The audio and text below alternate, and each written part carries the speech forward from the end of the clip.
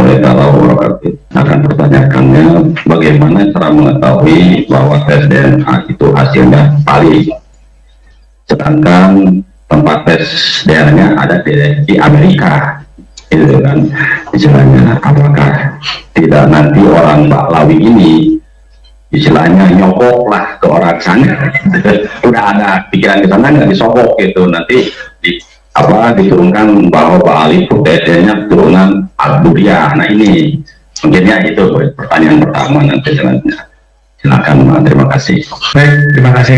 Pertanyaan yang cerdas, dan sekaligus pertanyaan ini adalah sering dilontarkan oleh orang-orang yang takut untuk tes DNA. Takutnya macam-macam. Yang pertama bisa takut berat karena takut terbongkar kepalsuannya. Yang kedua takut intinya bahwa dengan jarak yang jauh, dengan kemudian lintas negara, dan kita tidak tahu betul tentang kredibilitas suatu lembaga atau lab genetiknya, khawatirnya terjadi suatu penyimpangan-penyimpangan. Jadi ini pertanyaan yang bagus dan sangat cerdas. Yang pertama bisa saya sampaikan, di setiap disiplin ilmu ini memiliki kaidah prosedur yang kokoh. Ilmu apapun, ilmu kedokteran, ilmu biologi, ilmu fisika, ilmu macam-macam, termasuk ilmu las sekalipun, welding, karena saya punya lembaga welding di Batam sana untuk migas dan kalangan. Dalam ilmu welding pun itu juga ada standarisasi dan itu sangat kokoh. Seseorang atau lembaga atau dikatakan lab genetik berani melakukan malpraktis atau melakukan penyimpangan, maka risikonya berat. Pertama, risikonya secara profesi dia akan di blacklist oleh seluruh pakar dan persatuan ilmuwan itu. Seorang dokter yang terbukti melakukan malpraktik, maka dia akan mendapatkan sanksi, dihentikan untuk berpraktek beracara. Praktek kedokterannya akan dicabut dan kemungkinan dia akan bisa dicopot seumur hidup untuk menjadi dokter apabila dia benar-benar terbukti melanggar kode etik atau melakukan malpraktek yang sangat fatal. Demikian juga ketika ada sebuah lab genetik yang dia di bawah naungan Persatuan Ilmuwan Genetik Internasional, kemudian dia juga punya prosedur yang kokoh, yang disepakati, yang secara keilmuan ini menjadi standarisasi internasional, dan sampai melakukan kecurangan, maka risikonya juga sangat berat bagi lab itu sendiri, lembaganya, maupun pada ilmuwan yang menjadi operator ketika menguji itu.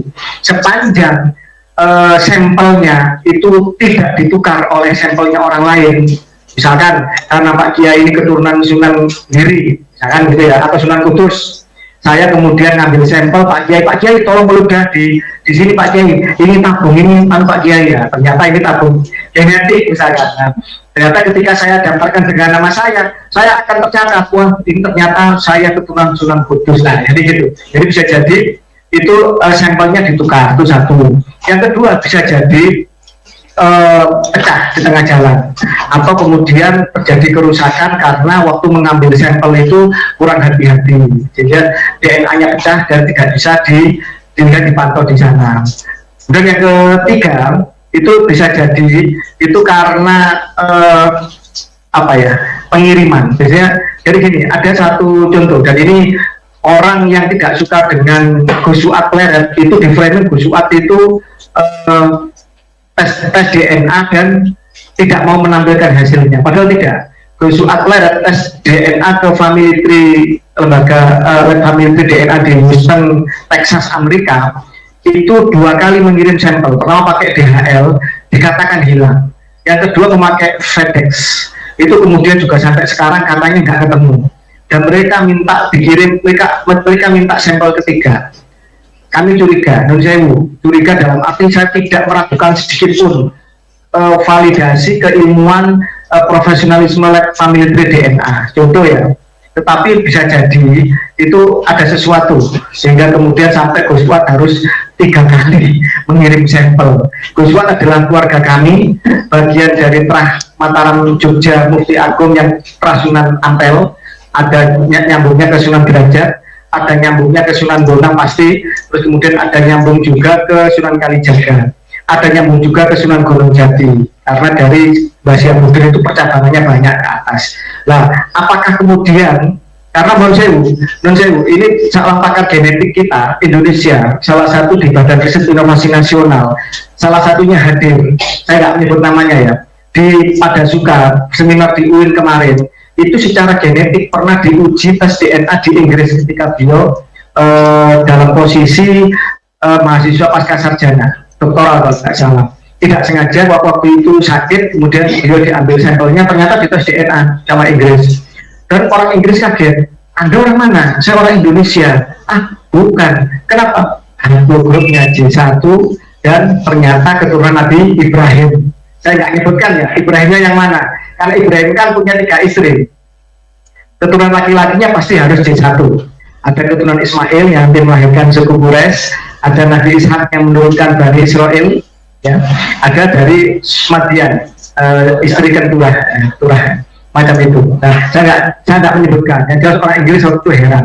Nah, memang benar, beliau secara genetik, secara silsilah keluarga memang ke Abrahamik dari sisi ayahnya. Nah, saya nggak menyebutkan siapa. Sekali lagi saya tidak, dan saya tidak bisa karena beliau tidak mengizinkan. Tetapi dari ibunya dia Sunan Kalijaga, macam itu. Nah, dikhawatirkan bahwa lab family tree DNA ini, terus terang Bennett Grispen itu membuat lab genetik family tree DNA untuk mencari keluarga besar Yahudi internasional, untuk mencari keluarganya di seluruh dunia. Makanya dia memberikan lab family tree DNA. Pak Alami terbukti gagal secara terang benderang karena tes DNA di sini. Kenapa kok terang benderang? Karena diposting, open posting. Lah makanya dari awal sebenarnya saya memposisikan orang yang tidak setuju untuk tes keluarga Wali Songo di family tree DNA. Pertama, karena ini labnya orang Yahudi dan mereka memang mencari keluarga besar Yahudinya. Dan Pak Alami terbukti sebagai bagian dari keluarga mereka, dan bukan hanya di family tree, di ISOGG, Persatuan Ilmuwan Genetik Internasional, itu Pak Alami sudah diakui sebagai bagian dari keluarga mereka. Jadi itu baik dari keluarga Yahudi yang secara tradisi adalah keturunan dari Ibrahim, maupun mereka yang orang di luar keturunan Ibrahim yang mengaku sebagai orang beragama Yahudi, termasuk yang tadi dikatakan Yahudi Ashkenazi atau Yahudi Khazari. Nah, yang katanya si Imron Hussein, mohon maaf, ya Majus muncul dari Kaukasia, dan genetik Pak Alawi ini adalah grup G yang berawal mutasi pertama kali di Kaukasia. Saya mohon maaf, ini fakta dan ini ilmiah. Kemudian terkait mengenai masalah pertanyaan tadi, apakah tes DNA ini bisa dimanipulasi atau disogok? Kalau disogok saya yakin enggak lah. Seberapa kaya mau menyogok lab genetik yang sehebat itu? Makanya untuk kan ada jelas apa maksudnya era ini apa Robi Cahyo ini kan organisasi besar gitu. Dia banyak orang mau dapat kami beratus juta, jutaan, bisa triliunan dia dapat tuh ya gitu. Jadi gini, keuntungan untuk mendapatkan sogokan jauh lebih kecil dibanding kredibilitas, profesionalisme, keilmuan yang ini akan mencoreng dirinya, marganya seumur hidup dan keturunannya. Seorang marga Oppenheimer atau keluarga Einstein, kalau kemudian zaman itu mereka berani melakukan suatu kecurangan, maka seluruh marga Einstein, Oppenheimer atau Guggenheim akan tercoreng di dalam sejarah. Ini taruhannya sangat besar di dalam dunia profesionalisme. Saya tidak berani untuk berandai-andai pada masa itu. Saya tidak berani untuk menuduh yang macam-macam. Cuma kita sekarang sudah menjalin hubungan dengan pakar-pakar genetik Indonesia. Kita punya suatu pakar genetik yang sangat luar biasa, kelasnya internasional, bernama Profesor Herawati Sudoyo. Ini luar biasa beliau itu. Beliau ini yang menciptakan virus salah satu ya, dengan Profesor Terawan, virus merah putih yang diklaim adalah virus ini adalah antivirus COVID waktu itu. Yang diklaim antivirus ini virus terbaik di dunia yang bisa beradaptasi di semua musim, semua cuaca dan semua etnis dan ras. Cuma karena pemerintah Indonesia, ini katanya didesak oleh mafia farmasi internasional kalau tidak memakai dari Sinovac Cina atau kemudian dari Pfizer atau dari Moderna yang lain-lain, maka tidak bisa bepergian ke luar negeri. Nah, daripada ribet-ribet akhirnya kita memakai antivirus atau vaksin dari negara-negara yang sudah mapan secara farmasi itu. Menurut saya ini benar terjadi. saya punya teman di Batam yang punya sertifikasi welding inspektor migas kelas dunia internasional. Dia tidak bisa kerja di Jazirah Arab kalau tidak memakai antivirus Amerika. Padahal dia sudah divirus berapa kali itu dengan Sinovac Cina. Jadi ini terjadi memang perang virus terjadi, perang biologi, perang antivirus, bisnis antivirus terjadi, dan perusahaan-perusahaan genetika disebutkan di banyak situs, seperti misalkan Moderna itu membeli hasil tes DNA dari berbagai macam, kalau nggak salah 2 juta sampel dari MyHeritage DNA kalau nggak salah. Jadi mereka membeli 2 juta sampel, karena kalau kita tes DNA harus tanda tangan Pak Kiai bahwa sampel kita adalah milik dia, terserah. Jadi kita melepaskan hak sampel kita diuji dan menjadi milik dia, si lab itu. Jadi dijual sama MyHeritage DNA kalau nggak salah, itu dibeli oleh Moderna untuk merakit antivirus, karena kan banyak dari seluruh dunia. Lah, makanya kita berusaha untuk ke depan BRIN, Badan Riset Inovasi Nasional, di situ kalau nggak salah sudah punya 2 mesin sequencing, mesin pembaca DNA yang sangat canggih, harganya puluhan miliar. Nah, kita di dalam negeri sebenarnya bisa, bahkan Mabes Polri pun ada tes DNA itu. Nah, untuk menguji kriminalitas korban perang atau orang yang diculik atau rakyat, itu kan dengan tes DNA juga. Nah, ketika mohon maaf, pesohor motivator berinisial MT yang tidak mengakui anaknya bernama Kiswinar, itu kan pakai tes DNA juga. Itu.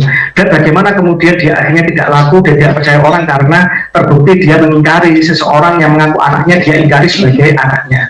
Wong dia sama anak jaga tanggung jawab mau nasihati orang. Itu kan logikanya seperti itu. Nah, untuk masalah tes DNA ini, yakinlah bahwa ini adalah cara terbaik dan masa depan internasional, masa depan bangsa ada di sini. Kelak seluruh warga negara Indonesia wajib tes DNA. Untuk pertama, satu, kepentingan untuk mengenali seseorang itu yang paling valid adalah dengan tes DNA. Karena kita seperti sidik jari atau kornea mata memiliki profil yang tidak sama dengan semua manusia di muka bumi dari Nabi Adam hingga ila yaumil kiamat. Tidak akan sama sidik jari seseorang itu. Dan yang kedua, DNA lebih presisi daripada itu karena menyangkut menyangkut 3 miliar untaian nukleotida DNA di dalam setiap sel kita, yang sel kita itu ada 18 triliun. Mungkin nggak kita merubah DNA kita di dalam setiap sel kita yang jumlahnya 18 triliun?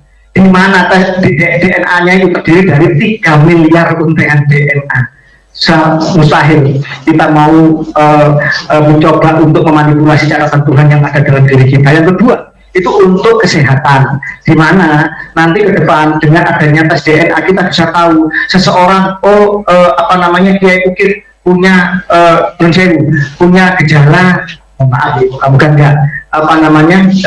diabetes karena apa? Karena pankreasnya dari sisi untaian DNA-nya ini lemah. Ini bisa direstriksi, bisa dipotong dan direkombinan untuk dirakit menjadi pankreas yang nanti ketika menjadi janin menjadi pankreas yang kuat. Jadi DNA ayah dan ibu bisa dilakukan penelitian.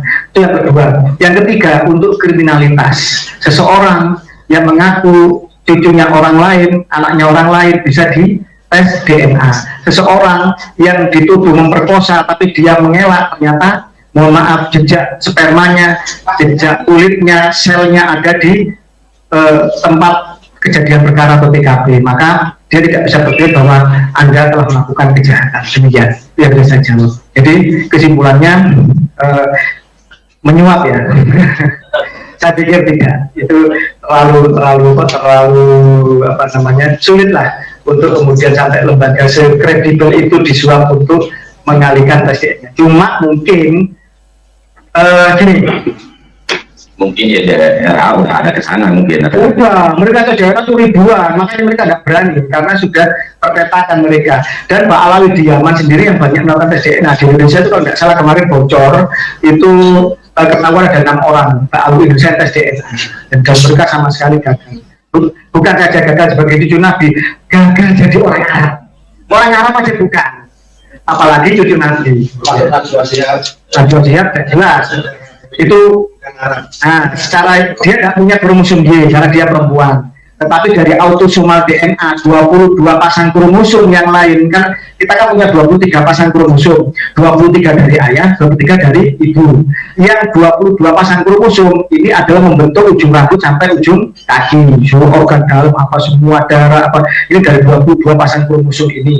Yang satu pasang kromosom, kalau laki-laki X dari ibu, Y dari ayah. Kalau kemudian dia perempuan, X dari ayah dan X dari ibu. Tanpa punya kromosom Y, kita menjadi perempuan. Dengan kromosom Y, dada kita tidak, kita punya kumis. Kalau kita tidak punya kromosom Y, dada kita menggelembung menghasilkan susu. Terus kemudian kita tidak tumbuh kumis, tidak tumbuh jangkung dan lain-lain. Jadi kromosom Y memicu maskulinitas di dalam manusia menjadi laki-laki, itu satu. Yang kedua, ini bukan protein yang terjadi berproses di dalam kombinasi membentuk organ, dan ini sangat stabil, dan ini semua pakar genetik sepakat, sehingga meneliti Mbak Alawi, membatalkan nasabah Alawi tidak perlu seorang Profesor Herawati Sudoyo, tidak perlu seorang Dr. Sugeng Sugiarto atau pakar genetik yang S3, cukup anak semester 4 biologi, karena urusannya dengan kromosom Y. Begitu haplogrupnya mereka tidak sama dengan keluarga ahli Nabi di seluruh dunia, mereka batal oleh ilmu pengetahuan. Demikian yang saya jawab.